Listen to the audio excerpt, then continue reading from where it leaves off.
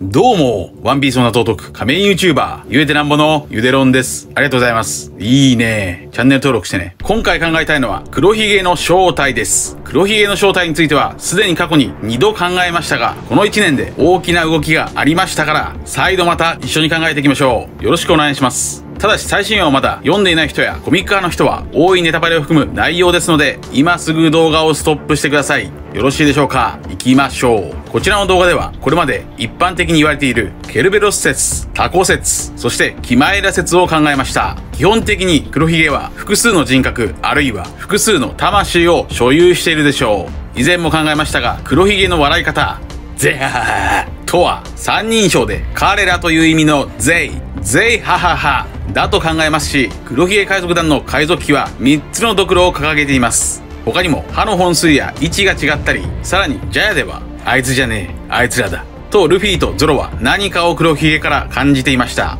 そして黒ひげの好物チェリーパイとは一つの枝から2つの実がなっているさくらんぼのイメージでしょう。その他にも黒ひげの体は異形とも呼ばれ、生まれてから一度も眠ったことがない、人の倍生きているなどとも言われています。黒ひげの懸賞金は22億4760万ベリーであり、この懸賞金の語呂合わせは以前も考えた通り、おそらく夜眠れんでしょう。そんな異様な体を持つ黒ひげは歴史上初めて悪魔の実を2つ持てたと言います。闇を操るロギア系闇の実と振動を操るパラミシア系グラグラの実です。そしてさらにこちらの動画では自分のクローンを生み出せるほぼ不死身の生物ヒドラの魚人が黒ひげの正体かもしれないとも考えました。しかしこれらの動画はただ矛盾を可能な限りクリアしていこうと考えたつまらない考察であり、夢やロマンがなく少年漫画の敵としても弱いです。ルフィのライバルでありラスボスだと思われる黒ひげはそんな弱そうな能力ではないでしょう。ルフィは1044話で太陽の神ニカだと判明しました。太陽の神ニカとは空想のままに戦える神であり、それはもはやぶっ飛んだチート能力です。ケルベロス、タコ、キマイラ、ヒドラ、そんなものじゃ到底ルフィには太刀打ちできそうにありません。空想の神ルフィと黒ひげが戦うなら、黒ひげの能力もルフィやカイドウ以上の神や悪魔のチート能力でしょう。黒ひげとルフィは表裏一体の関係だと考えられます。ニカとなったルフィは髪や服が真っ白になりましたが、これは白いルフィと闇の実によって真っ黒になれる黒ひげという対比が成立しています。相手に触れず攻撃できる竜王を習得したルフィは、相手に触れると悪魔の実の能力を無効化できる黒ひげと対等に戦える存在です。まずはルフィから黒ひげの闇の実の性質から考えましょう。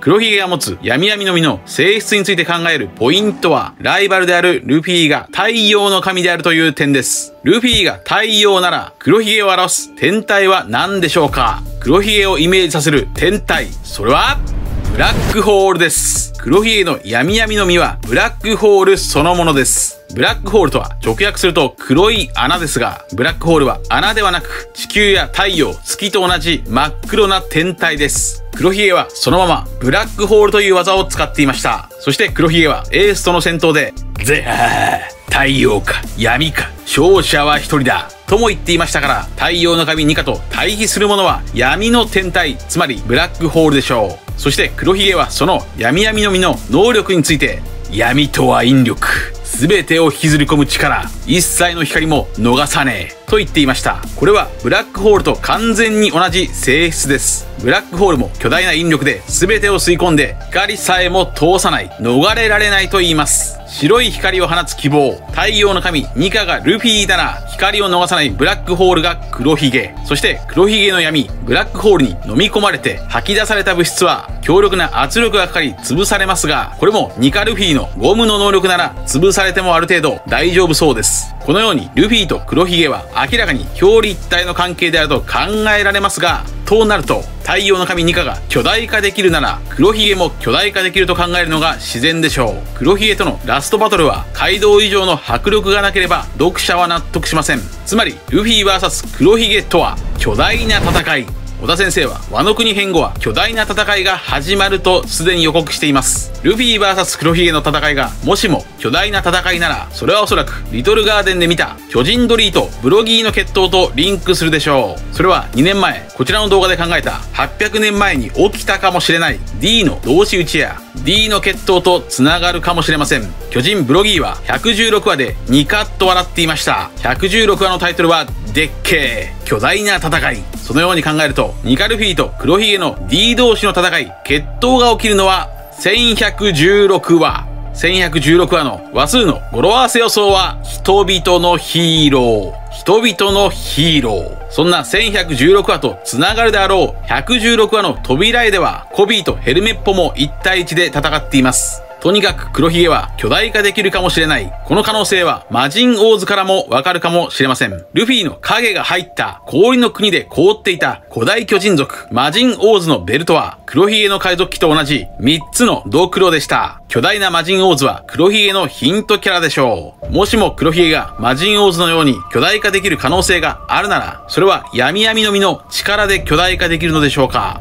闇闇の実イコールブラックホールであれば、ブラックホールについてもう少し考えましょう。ブラックホールとは星が超新星爆発を起こして、そして残った星の中心核。それがブラックホールです。そんなブラックホールは一つではなく宇宙に何億個もあるそうです。そして実は最初に誕生したブラックホールは小さくてもブラックホールは別のブラックホールと干渉して合体するそうです。そう、ブラックホールは合体して巨大になる。合体して成長した最大級のブラックホールはまさに桁違い。太陽は地球の100倍の大きさですが、その太陽の65億倍の大きさのブラックホールが発見されています。宇宙やばい。つまり黒ひげが持つ闇闇の実がもしもブラックホールと同じような性質なら、闇闇の実の真の能力とは例えば悪魔の実を食べて大きくなれる。だから黒ひげは能力者狩りを行っていた。だから黒ひげは頂上戦争でシャンクスとは戦わなかった。闇闇の実が大きく育つまで黒ひげは待っていたから。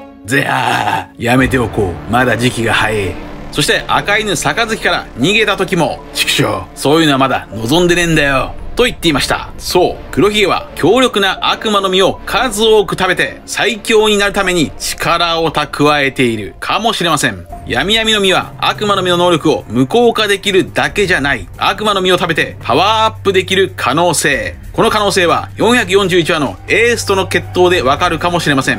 エースから炎の攻撃を受けた黒ひげはそれをゴクンと食べて無効化していました。つまり悪魔の実を無効化できるという闇闇の実の真骨頂とは、悪魔の実の能力を食べる。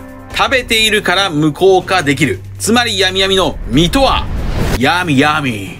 うめえな、うめえな。ルフィが腹いっぱい飯を食べる男なら、黒ひげは悪魔の実を腹いっぱい食べる男。悪魔の実の能力を食べて無効化できて、さらにパワーアップできる闇。ブラックホールこそが闇闇の実。だから闇闇の実を最初に手にした男は、白ひげ海賊団の料理長、コックのサッチ。それが特殊なロギア系、悪魔の実、闇闇の実でしょうか。しかし440話で黒ひげは、その闇闇の実について、この能力は俺を選んだんだよエース。と言っていました。これはルフィの悪魔の実がゴムゴムの実ではなくゾーン系ヒトヒトの実幻獣種ニカだと判明した際の五老星のセリフとリンクしています。ゾーン系の実には意志が宿る。だからニカの意志はルフィを選んだ。ならば闇闇の意志は黒ひげを選んだ。これらを合わせると闇闇の実にも意志があるゾーン系悪魔の実である可能性が浮上します。黒ひげが持つ悪魔の実、ロギア系闇闇の実が実はゾーン系だったなら、それは表裏一体となるやはりルフィがヒントかもしれません。モンキー D ルフィのイメージ動物は猿でした。そしてルフィはヒトヒトの実のニカとなり、バジュラングガンを放っており、猿のイメージと合致しました。となると黒ひげの公式イメージ動物といえばカバです。黒ひげの好物はチェリーパイが有名ですが、実はもう一つあります。それはケバブです。ケバブとは中東の肉料理ですが、日本ではカバブ、シシカバブとも言われていますから、黒ひげイコールカバのイメージはあります。996は最強がいる島の扉絵でも黒ひげはカバと歯磨きをしていました。となるとルフィが猿の神だったなら、黒ひげはカバの神。いや逆にカバの悪魔。黒ひげイコールカバ、黒ひげイコール悪魔、黒ひげイコール食べる、黒ひげイコール巨大化する、黒ひげイコール闇、黒ひげイコールラスボス。これら6つのイメージと繋がりそうな動物、幻獣。それは、ベヒモス。牛の実、幻獣種ベヒモス。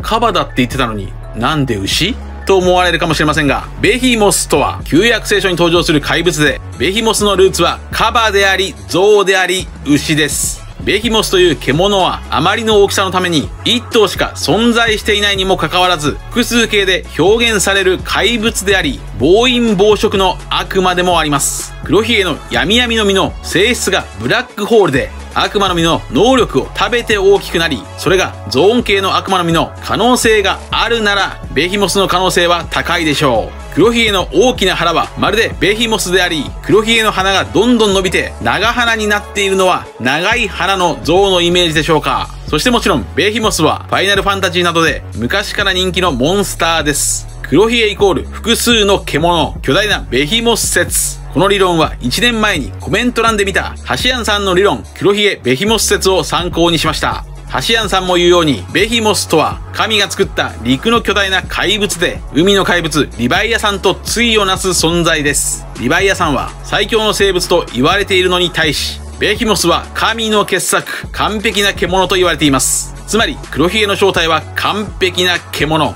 悪魔でしょうか。黒ひげの初期構想の名前はマーシャルではなくエブリシング D ティーチでした。エブリシングとは全てのものという意味です。そして最強の生物リヴァイアさんとはウオウオの実の清流、カイドウのイメージと重なります。リヴァイアさんとはヘブライ語で渦という意味であり、カイドウは1049話で渦のような形で落とされ、さらにリヴァイアさんを描いたこちらの絵画は雷を手に持った神ルフィと清流であるカイドウとの戦いの構図に似ています。最強生物リヴァイアさんイコールカイドウなら、完璧な獣ベヒモスイコール黒ひげという構図が成立します。カイドウと黒ひげにはつながりがありました。それは1049話で語られた海賊島蜂の巣。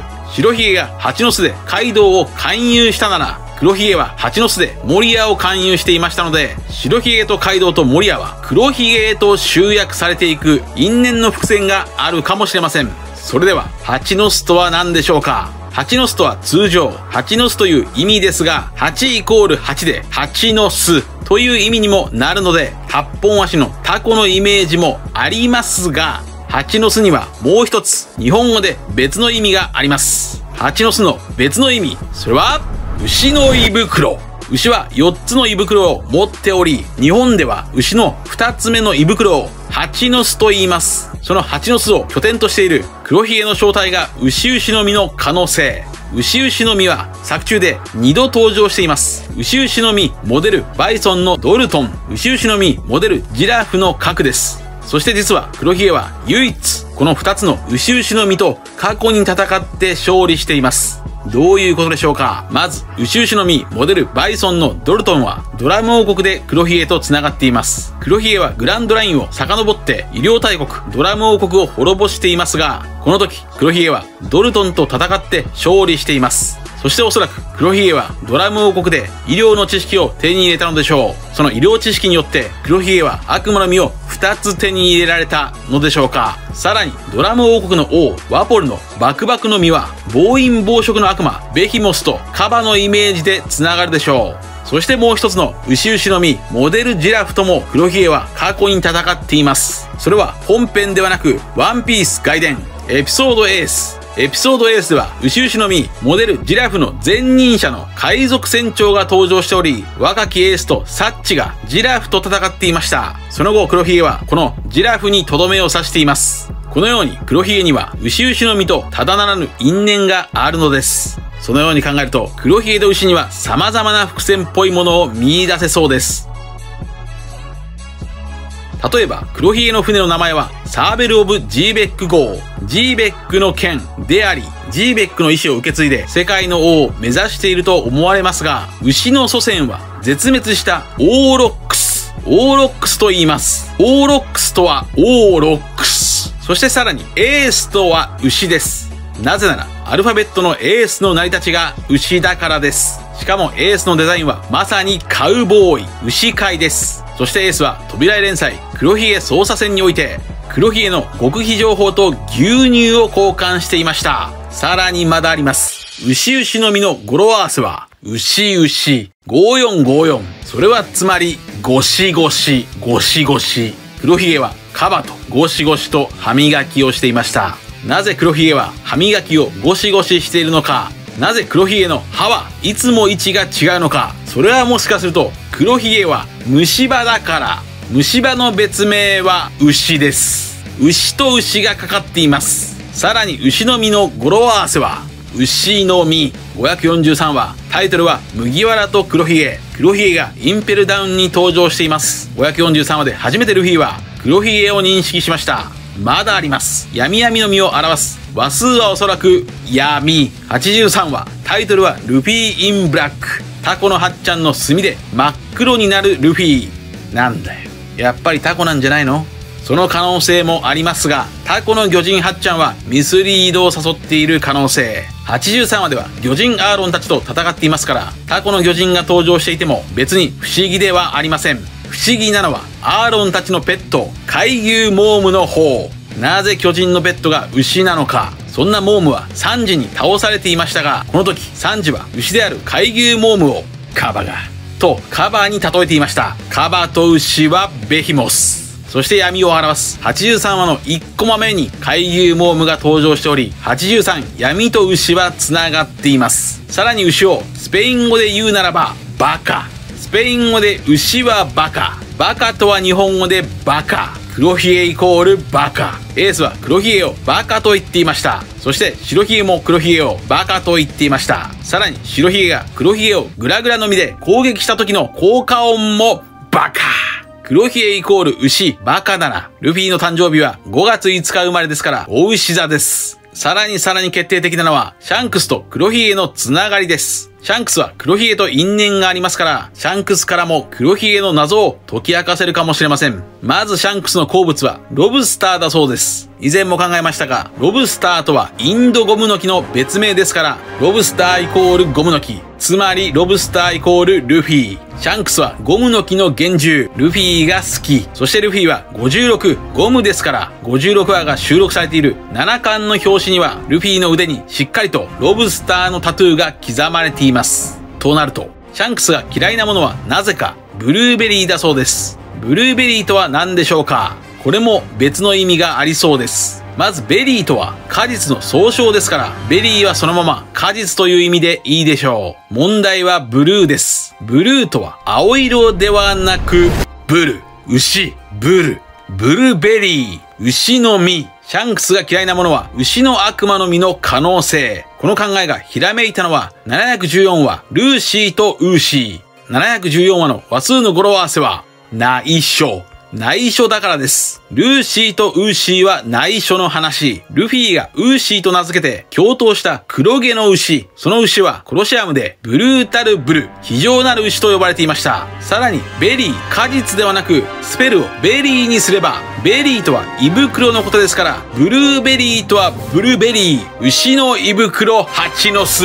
以上です。今回は黒ひげについて考えてみました。それは闇の実の正体は暴飲暴食の悪魔、牛の実、幻獣種、モデルベヒモスの可能性です。もしくはベヒモスを獣ではなく悪魔と捉えるなら、ルフィと同じ人の実、幻獣種モデルベヒモスの可能性もあります。しかし、この理論は完璧ではありません。結局、黒ひげが眠れない理由だけが解決できませんでした。そこで、それを解決するために最後に発想を変えてみましょう。闇の実の正体がベヒモスではなく、子供の頃にすでに黒ひげがベヒモスを食べていたらどうでしょうか。ベヒモスとは複数の獣の集合体です。一つのゾーン系悪魔の実に複数の意志が入っている。黒ひげの中に複数の魂、複数の意志が入り込んでいたなら、それは確かに夜眠れないのかもしれません。つまり黒ひげの一つ目の悪魔の実がベヒモスで、二つ目が闇の実、三つ目がグラグラの実という可能性もありそうです。ゴクンとエースの能力を飲み込んだのは闇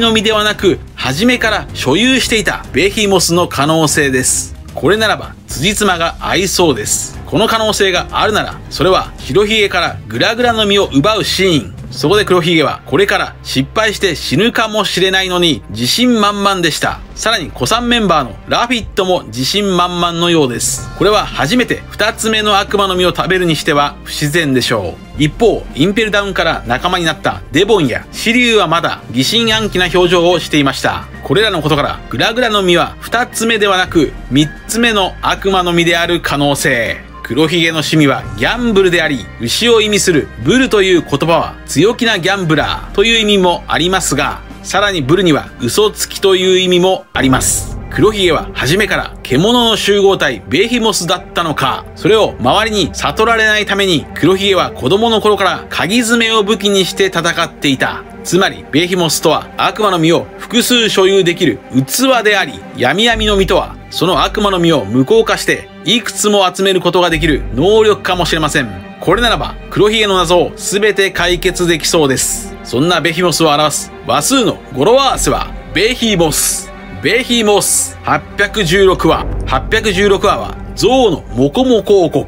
象の頭の悪魔ベーヒモスとつなげているかもしれません。しかし何かがしっくりきません。そこでベーヒモスの別の言い方であるビヒモスも語呂合わせしましょう。ビヒモスの語呂合わせはビヒモス。116話でっけー。まとめましょう。黒ひげは牛々の実または人々の実の原獣種ベーヒモスを子供の頃に食べてから体は異形となり、さらに複数の意志が入って眠れなくなったかもしれません。そのベーヒモスは神話によると複数の獣を所有できる大きな器であり、悪魔の実を奪えそうな闇闇の実との相性は抜群でしょう。2年前、こちらの動画では25巻の表紙の秘密について考えました。それは黒ひげとルフィの中央でヤギが髪を食べています。黒ひげとルフィは神を食う。つまり神である天竜人を倒すと2年前考えましたが、ルフィは太陽の神の悪魔の実を食べていた神を食った男だと判明しました。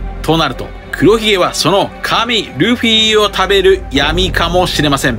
皆さんはどう思われましたか？ご意見や考察してほしい謎があればコメント欄までよろしくお願いします。ありがとうございました。チャンネル登録やコメントよろしくお願いします。